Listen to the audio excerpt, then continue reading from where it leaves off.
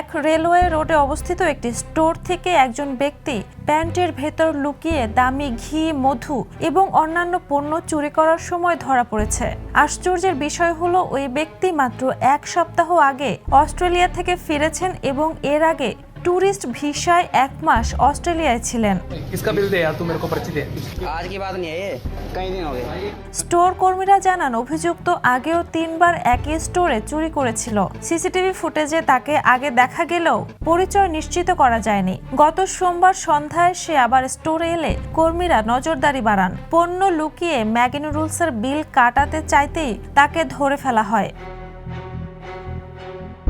ঘটনাটি ভারতের হরিয়ানা রাজ্যের। অভিযুক্ত ব্যক্তি মতিনগরের বাসিন্দা অশ্বিনী ওরফে আশু ভাটিয়া। তিনি চুরির কথা স্বীকার করে বলেন সময়টা তার জন্য ভালো যাচ্ছিল না। তার কাছ থেকে প্রায় 2500 টাকার ঘি, 500 টাকার মধু ও অন্যান্য সামগ্রী উদ্ধার করা হয়েছে।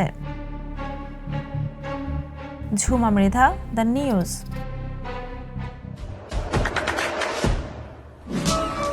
দেশে দেশে সবার সাথে দ্য নিউজ।